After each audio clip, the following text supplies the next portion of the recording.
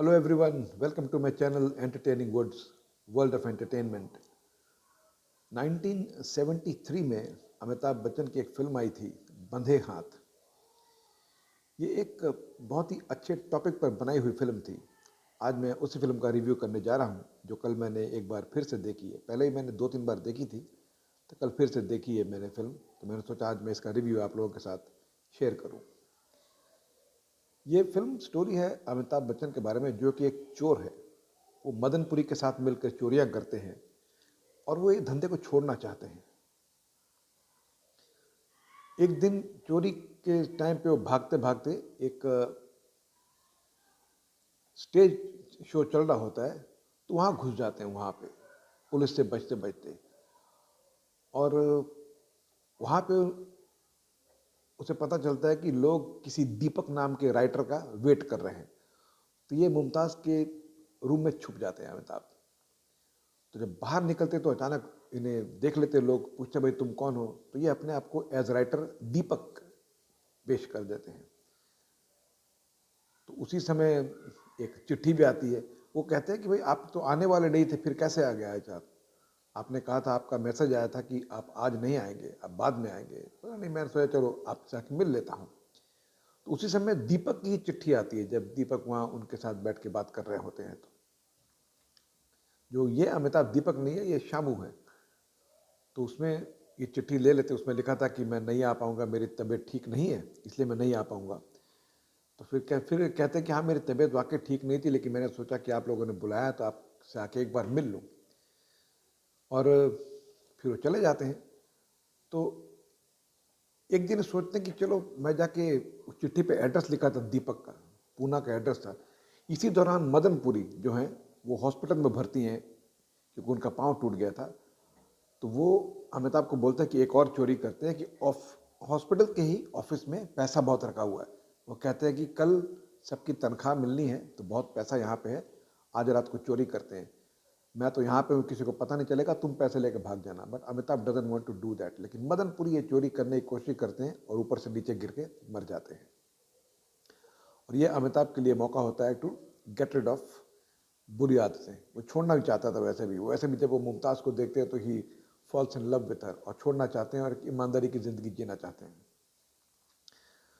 तो जो दीपक है उसके घर का एड्रेस चिट्ठी पे लिखा था। तो ये दीपक के घर जाते हैं पूना में। जाके जब देखते हैं दीपक को, तो इसे बहुत हैरानी होती है कि दीपक इनका हमशक्ल है, वो भी अमिताभ बच्चन ही है। और ये सोचता है अभी जो चोर अमिताभ है शामू, कि मैं इसे मार देता हूँ, मार के अपने कपड़े इसे पहना दूंगा और ये बोल दूंगा कि भाई शामू चोर मर गया और मैं दीपक बन के एक नई जिंदगी जीनी शुरू कर दूंगा। और ये देखता है कि लेकिन वो बहुत बीमार है, ऑलमोस्ट मरने ही वाला है वो जो दीपक है। तो ये उसे अपने कपड़े पहना के डॉक्टर को लेकर आ जाते हैं। डॉक्टर आके चेक करते हैं कि इंजेक्शन देते हैं, और तुरंत ही अमिताभ की, यानी जो दीपक थे जिन्होंने अभी शामू के कपड़े पहन ले, उनकी मौत हो जाती है। तब अमिताभ जो है ये डॉक्टर को बताता है कि डॉक्टर ये एक्चुअली मैं इसे कभी मिला नहीं, ये पहली बार मुझे मिला आज। और इसने कहा कि इसका नाम शामू है, ये एक चोर है, इसके पास जेवर भी हैं। तो दिखाते पूरे जेवर वगैरह पड़े हुए थे। तब तो मैं तो शरीफ आदमी हूँ, मैं तो राइटर हूँ, अब मैं क्या करूँ, क्योंकि जैसे मेरे पास आया मैंने इंसानियत के नाते आपको डॉक्टर को बुला लिया। तो जो डॉक्टर होते हैं पिंचू कपूर, वो एक डेथ सर्टिफिकेट बना देते हैं और पुलिस को बता देते हैं। तो ऑफिशियली शामू चोर अब मर गया है, ये दीपक बन के अब जीना शुरू करते हैं। लेकिन अजीत जो है इंस्पेक्टर है, उसे इस पर डाउट हो जाता है कि ये शामू ही है। और अमिताभ जो अब दीपक बन चुके हैं, उसे ये नहीं मालूम है कि दीपक ने कुछ चिट्ठियां लिखी थी रजनी नाम की लड़की को, जिनसे उनका प्यार था। जब वो मुमताज़ से मिलना जुलना शुरू करते हैं, तो एक दिन अचानक रजनी आ जाती है, जिसका रोल किया था कुमुद शुगनी ने। तो अब अमिताभ उसे देखकर चौंक जाते हैं कि भाई ये कौन आ गई है। तो फिर वो कहते हैं कि तुम्हारी कुछ चिट्ठियां मेरे पास पड़ी हुई हैं। फिर अब अमिताभ को वो चिट्ठियां चाहिए, क्योंकि वो चिट्ठियों की बदौलत उसे पकड़ा जा सकता है, हैंड राइटिंग के बदौलत। क्योंकि Ajit is trying his best कि साबित करे कि अभी शामू चोर मरा नहीं है, यही शामू है। और जितनी भी स्क्रिप्ट थी दीपक की, वो इस चोर अमिताभ ने अपनी हैंडराइटिंग में लिखकर उसकी असली कॉपियां जला दी थी। तो ये साबित हो गया था कि यही दीपक है। लेकिन वो जो 4 चिट्ठियां थी वो उसकी हैंडराइटिंग ये साबित कर सकती थी कि ये दीपक नहीं है। और जितने जेवर वापस किए थे अमिताभ ने पुलिस को थ्रू, जो मर गया था उसके थ्रू, लेकिन एक अंगूठी रह गई थी, वो उसने मुमताज को पहना दी अननोइंगली। बिल्कुल उसे एहसास नहीं था कि वही अंगूठी है जो उस जेवर का हिस्सा है। और जिस घर से जेवर चुराए थे वो घर रजनी का ही था। अब आगे कैसे, और रजनी की शादी, रंजीत जो है इसमें विलन बने, उसका नाम भी रंजीत ही है, वो चाहता है कि रजनी की शादी उससे हो, और रजनी का पिता भी चाहते हैं कि उसकी शादी रंजीत से हो।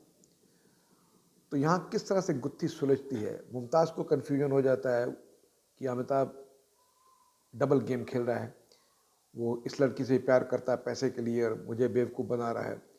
रंजीत की अमिताभ से दुश्मनी हो जाती है। तो किस तरह से एंड होता है, किस तरह से सारी गुत्थियां सुलझती हैं। क्या अजीत इसे पकड़ सकता है एज शामू चोर, या ये एज दीपक बन के ही निकलने में सफल हो जाता है अमिताभ। आगे क्या होता है, ये सारा कुछ इस फिल्म में दिखाया गया। धीरे धीरे फिल्म जब क्लाइमैक्स की तरफ बढ़ती है तो आखिरी 20 मिनट्स में एक बहुत ही अच्छा मैसेज देती है समाज के लिए कि हमारा मेन मकसद है क्राइम को ख़त्म करना, क्रिमिनल को नहीं। अगर कोई इंसान सुधर रहा है तो उसे जीने का मौका देना चाहिए। ऐसा ही एक संदेश इस प्रोड्यूसर ने, ओपी राहलन ने, अपनी फिल्म फूल और पत्थर में दिया था, जिसमें धर्मेंद्र हीरो थे। ये फिल्म भी उन्होंने प्रोड्यूस की है और स्टोरी भी उन्होंने लिखी है, लेकिन इस फिल्म को डायरेक्ट किया है ओपी गोयल ने। ये ओपी राहलन ने खुद डायरेक्ट नहीं की है, ओपी गोयल के द्वारा इस फिल्म का डायरेक्शन कराया गया है। फिल्म की स्टोरी ओपी राहलन ने बहुत ही अच्छी लिखी है और खुद भी इस फिल्म में है छोटे से रोल में, कॉमेडी की है। और उन्होंने जो कॉमेडी की है वो आपको हंसा हंसा के लोटपोट कर देगी। उनकी डायलॉग डिलीवरी थोड़ा हकला कर बोलते हैं। जितने भी डायलॉग उन्होंने लिए, जितनी पंच लाइन्स लिए अपने लिए, दे आर सुपर। वो इतनी अच्छी लिखी गई हैं कि वो वाकई आपको मजबूर करती है हंसने के लिए या मुस्कुराने के लिए। जब भी वो मुंह खोलते हैं तो you will smile, you will enjoy his performance. जो लिखा है, जिन्होंने उनके लिए डायलॉग लिखे, उनकी तारीफ करनी पड़ेगी। इस फिल्म की म्यूजिक दी थी आर डी बर्मन ने और गाने लिखे थे मजरू सुल्तानपुरी ने। 2 गाने अच्छे हैं। एक तो जो अमिताभ के ऊपर सोलो गाना पिक्चराइज किया गया, ये मेरे बंधे हाथ, ये बहुत ही बेहतरीन गाना है। 2 स्टैंजा है, बहुत अच्छा लिखा है मजरू सुल्तानपुरी ने। किशोर कुमार ने बहुत अच्छा गाया है इसे। और ये कौन आज आया, जो फिल्म की शुरू में होता है गाना, मुमताज़ के ऊपर पिक्चराइज किया गया। बहुत ही अच्छा कंपोज किया है, बहुत अच्छा लिखा है और मुमताज़ ने बहुत ही अच्छा इसमें डांस किया है। बाकी ये सारे गाने ठीक ठाक है, टाइम पास है। इस फिल्म में काफ़ी लोग हैं, छोटे छोटे रोल काफ़ी लोगों ने किए हैं, लेकिन उनका काम ठीक ठाक, जितने भी रोल उन्हें मिले। पिंचू कपूर का छोटा सा रोल है, अच्छा काम किया है। असित सेन का थोड़ा सा करीब आधे घंटे का रोल है, उन्होंने अच्छा काम किया है। राम मोहन है एज इंस्पेक्टर, उनका काम अच्छा है। टुन टुन छोटे से रोल में है लेकिन बहुत ही हंसाती हैं, जब भी आती हैं स्क्रीन पे आपको डेफिनेटली हंसाती हैं। अंजना मुमताज़ जो है वो इनकी लवर बनी है ओपी राहलन की, और खूबसूरत लगी हैं और काम ठीक ठाक किया। कुमुद जो रजनी बनी है, उनका काम एवरेज है, नॉट वेरी गुड, बट उन्होंने काम ठीक किया है। उनके पिता का रोल गजानन जगीरदार का है, जो कि ठीक ठाक उन्होंने काम किया है। मदनपुरी छोटे से रोल में है, करीब 20-25 मिनट के, लेकिन उन्होंने काम बहुत बेहतरीन किया है, बहुत अच्छा काम किया मदनपुरी ने। रंजीत का करीब आधे घंटे का काम है, नेगेटिव रोल में है और बहुत ही जचे हैं उस रोल में। 2 उनके फाइट सीन्स है अमिताभ के साथ और बहुत ही अच्छा एक्शन सीन्स भी उन्होंने किया है। OP Ralhan, he is outstanding, simply outstanding, as a writer, as a producer and as an actor also. बहुत ही अच्छा काम किया ओपी राहलन ने, आप उनकी तारीफ किए बिना नहीं रहेंगे। अजीत एज एन इंस्पेक्टर, जो अमिताभ के पीछे पड़े हुए, उनका काम बेहतरीन है, बहुत ज़बरदस्त परफॉर्मेंस दी है उन्होंने। मुमताज़ का काम भी बहुत अच्छा है, खूबसूरत लगी हैं, उन्होंने बहुत ही बैलेंस परफॉर्मेंस दी है।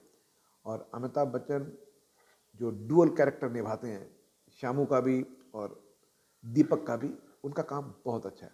He has done a fabulous job in this movie. Definitely ये अपनी जंजीर के पहले की उसी साल की फिल्म है, जिस साल जंजीर आई थी, तब अमिताभ बच्चन नहीं बने थे। लेकिन अगर आप फिल्म देखें तो ऐसा कहीं भी नहीं लगता कि उनकी परफॉर्मेंस में कुछ भी खोट है, बहुत ही अच्छी परफॉर्मेंस दी गई है। ये फिल्म की स्टोरी की तारीफ करनी पड़ेगी। ये एक समाज के लिए आई ओपनर थी। जिस तरह से एंड में भी अजीत कुछ बातें कहते हैं, रजनी के पिता कुछ कहते हैं बातें, वो सुनने लायक है। और वो सुन के आपको लगेगा कि यस, अगर कोई इंसान सुधर रहा है, जुर्म की ज़िंदगी छोड़कर एक अच्छे इंसान की ज़िंदगी, शराफत की ज़िंदगी जीना चाहता है, तो कानून को भी उसकी हेल्प करनी चाहिए। And that's what Ajit also tells Amitabh in the end, कि मैं कानून से पूरी तुम्हारे लिए हेल्प करूँगा, क्योंकि हमारा फ़र्ज़ सिर्फ ये नहीं है कि हम तुम्हें सज़ा दें, हमारा काम ये भी है कि अगर कोई सुधर रहा है तब उसे सुधरने में भी उसकी सहायता करें। तो एक बहुत ही अच्छा संदेश देती है film. So at the end, बंदे हाथ एक ऐसी फिल्म है जिसे ज़रूर देखा जा सकता है। इसमें एक बहुत अच्छा सोशल मैसेज है, अच्छी स्टोरी है, अच्छा डायरेक्शन है। स्क्रीन पे थोड़ा सा कहीं कहीं ढीला लग जाता है, लेकिन फिर भी इट्स अ पासेबल स्क्रीन प्ले। ऐसा नहीं कि बहुत सारी इसमें कमियां हैं। तो अगर आपने ये फिल्म नहीं देखी है तो ज़रूर देखें, यूट्यूब पर अवेलेबल है। मुझे ये फिल्म हमेशा की तरह पसंद आई है और मैंने कल देखी है, तो इसलिए आज मैं आपके साथ अपना रिव्यू शेयर कर रहा हूँ। और मैं इस फिल्म को देता हूँ 3.5 stars. Thank you very much for watching this video and have a great day.